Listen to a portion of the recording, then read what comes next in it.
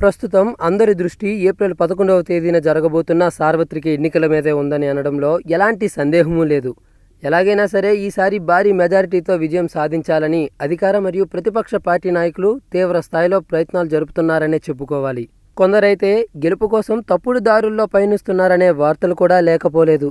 ఇక ఈ క్రమంలోనే మళ్లీ అధికారాన్ని తామే చేజిక్కించుకోవాలనే ఉద్దేశంతో తెలుగుదేశం పార్టీ తమకు వ్యతిరేకంగా ఉన్న ఓట్లను తొలగిస్తున్నారంటూ ఓ రేంజ్లో ప్రచారాలు జరుపుతున్నారు. తాజాగా నెల్లూరులో ఓ ముస్లిం కుటుంబానికి సంబంధించి 50 ఓట్లను అధికార పార్టీ తీసేసిందంటూ గుసగుసలు వినబడుతున్నాయి. అసలు విషయానికి వస్తే నెల్లూరు జిల్లాలో వైఎస్ఆర్ కాంగ్రెస్ పార్టీకి ముస్లింలు అధిక శాతం మంది మద్దతుగా ఉన్న క్రమంలో ముస్లింల ఓట్లు తొలగించేలా అధికార పార్టీ కుతంత్రాలు చేస్తోందని నెల్లూరు సిటీ నియోజకవర్గానికి సంబంధించి వెంకటేశ్వరపురంలో 300 ముస్లింల ఓట్లు తొలగించారంటూ వార్తలు వినబడుతున్నాయి. ముఖ్యంగా షేక్ కలీం కుటుంబానికి సంబంధించి ఆయన బంధువులు అందరివి కలిపి సుమారు 50 ఓట్ల వరకు తొలగించారంటూ సమాచారం.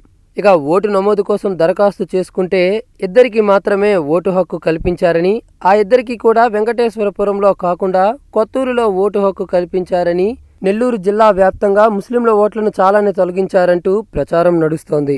నిజానికి నెల్లూరు జిల్లాలో 32,50,000 మంది జనాభా ఉన్నారు. ఇక మొత్తం ఓటర్ల సంఖ్య అయితే 23,92,210 మంది. జనాభా ప్రాతిపదికన పరిశీలించిన ఓటర్ల సంఖ్య ఎక్కువగా ఉండాలి. అయితే నెల్లూరు జిల్లా వ్యాప్తంగా మరణించిన వారి ఓట్లు తొలగించకుండా బ్రతికున్న వారి ఓట్లు తొలగించడం ఏంటంటూ కొందరు సీరియస్ అవుతూ ఉన్నారు. మరి పోయిన ఓట్లు మళ్లీ వారికి అందేలా చేస్తారా, లేక వారిని గుర్తింపు కార్డులకు మాత్రమే పరిమితం చేస్తారో చూడాలంటూ ఆవేదన వ్యక్తం చేస్తున్న వాళ్ళు కూడా లేకపోలేదు. మరి మీరేమంటారు? ఎలక్షన్కి అతి తక్కువ సమయం ఉన్న ఇటువంటి పరిస్థితుల్లో పోయిన ఓట్లు మళ్లీ వారికి అందే అవకాశాలు ఎక్కువగా ఉన్నాయా లేవా? మరి ఇంకెందుకు ఆలస్యం, మీ యొక్క అభిప్రాయాన్ని కామెంట్ ద్వారా తెలియజేయండి. ఈ వీడియోను అందరికీ రీచ్ అయ్యేలా షేర్ చేయండి.